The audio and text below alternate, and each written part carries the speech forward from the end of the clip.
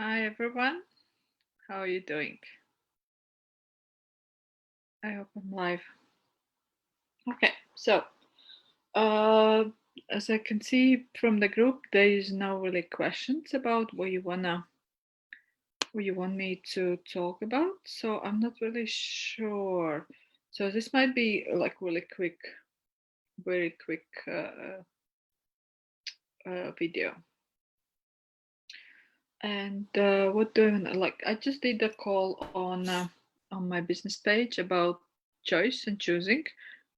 And that's a very nice screenshot of me on Facebook. So what I want to, what can I talk today about? Like things that you need in online business. Last week I talked about a little bit about organization, and today I think I'm gonna talk a little bit about the planning. Like especially when we start. Hope you can hear me, guys. About the planning. So basically, yeah, how do you plan? Especially if you are by yourself, you have online business, and you do all the other 100 million things, and 100 million things, and you don't always look into the future. Uh, all the things that you can actually create, and if you have a team members, if you have people who work with you, they can actually sometimes help with that. But like for example,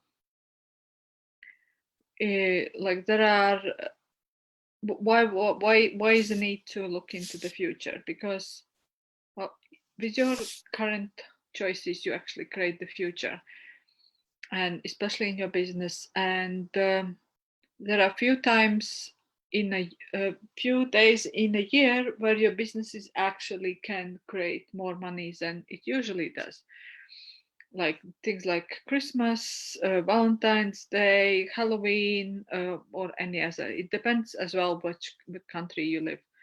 Like for example, I used to work in a wine shop, and any during any day in a year, it wasn't very busy. We didn't really make that much money on a day, but when it was Christmas and New Year's Eve, we made like 3 4 times more than like on a regular busy day. And these things need to be kind of looked into in advance. Like if you work in a big company like I used to do with my in my wine shop, there were people who actually was looking at the things like Christmases, Valentine's Day. They used to prepare different offers, and they used to prepare make sure that the stock on wine and alcohol on those days were higher in the warehouse. And my manager, when he used to order um, alcohol, he used to look at the regular sellers on the Christmas, like it usually was some kind of eggnog type of things, different liqueurs, port, and things like that. And on Valentine's Day, it's usually wine or like those chocolatey liqueurs. And for me, it's usually uh, and for me, it's usually is like for example, my house for Christmas. It's never decorated. I've been living in my house now. It's 2 Christmases already, and I usually kind of remember mid December that something needs to be done for the decoration. So I end up maybe with one string of 2 meters lights, which like for the flat, it could be kind of okay. You can put one string somewhere in a window, it looks nice. But if I have a house in and like one string of lights, short string of lights in a window, it would be like spitting in ocean. So I never really like plan these things in advance. And the same is in the business. Like Valentine's Day is approaching, So what are you creating for Valentine's Day? Because you can actually, even though if you're not working in a business that's related to love and couples and things like that, you still can create something, because the love is very, it has so many meanings and so many, you can apply love to any topic. Like you can have love for socks. I created the free 9-day email thing called For the Love of Business, where you fall in love with your business.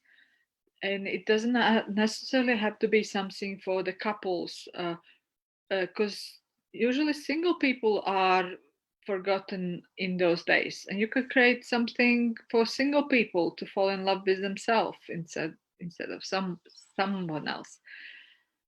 And for Christmas, like I usually like plan something so I could actually start promoting at least week or 2 weeks.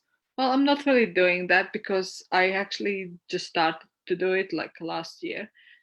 So for this year, I kind of started to like I created a calendar for myself.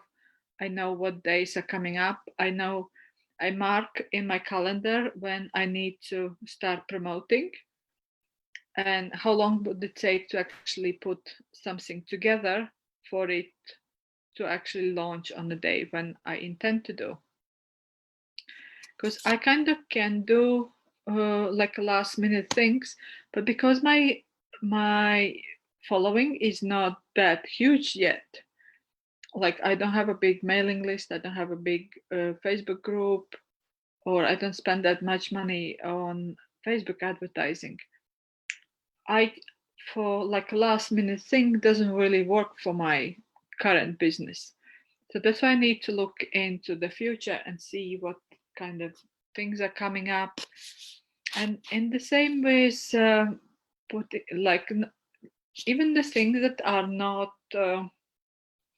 even the things that are not like specifically related to celebration, you still need to leave the room for the preparation of your product or class or something, and add promotion time at least 1 or 2 weeks. I would say if you're just starting out, 2 weeks.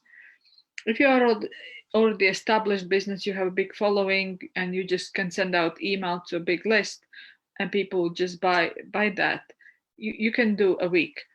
And it actually removes a stress for you, because otherwise if you are stressing out that you need to get something out, you actually kind of rush through it and you don't really create properly. Or don't leave as well too long, because if you are like mulling and mulling that thing over and over again, it kind of loses its energy and the joy. It's kind of, you kind of suck the energy out of it. There are projects that might not gonna move, like for example, I have some programs that are still sitting in my they're pretty much created. I could just do a couple tweaks and it would be ready to go out. It's not the same as you are just creating something and creating something. I actually kind of left them on sitting on a shelf. They're just sitting there. I'm actually not looking at them, and occasionally I kind of ask question if you are ready now, or if you are if it's gonna work if I put you out now. And if it's not, then I just leave it there. But if you are just kind of mulling over it every day, you just add one touch, the second one, you kind of it's like yeah, you're kind of killing it, and it's actually you kind of squeeze the last bit of juice out of it, and it's and then nothing really happens. So give yourself few that, yeah, pretty much depends how long does it take for you to prepare something, but give yourself at least a week to get everything together, and then 2 weeks to promote your thing. and mark it in the calendar, and then you can actually see what thing you need to do. It's almost, and don't give yourself like really short deadlines. Like if it works for you, if you can create that quickly, then do it. For me, like I've worked with some clients who could who can just do it everything in the last minute, and it's out there and it's successful. Because in my own business, I'm still kind of learning how it works for me. It's I give myself time to actually promote and prepare stuff.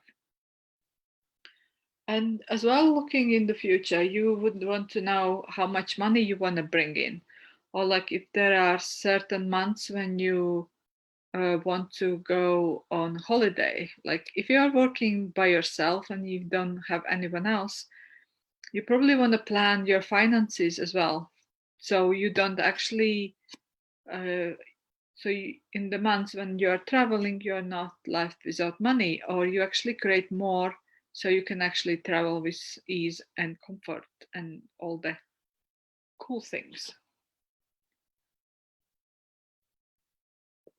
So yeah, that's one thing to look at, why you need the planning, even if you just have a small business and you are by yourself or you have someone else. A couple of days ago, I actually sat down again with myself and to get all my finances in order, because this is one thing I'm not willing to kind of look at, and then I can see what money I need to do to create for the next month. And especially if you don't know what money you need for the next month, or what extra money you don't need the next month, you can't, it's really hard to create because you're not really clear of what you're creating. And when you're asking, let's say if you need 1, 2, 5, 10, 20,000 the next month, you could actually ask the universe to create with co-create with you. And you can actually,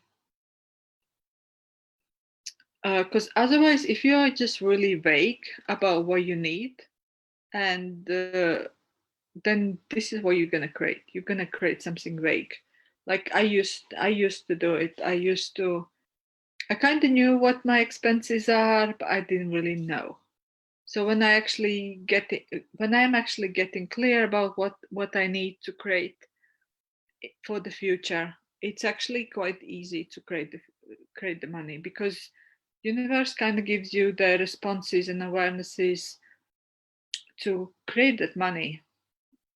And especially if you have like a class coming up, like if you want to do, like, I'm not now talking about access consciousness classes, because they're kind of pricey, especially if you're just starting out.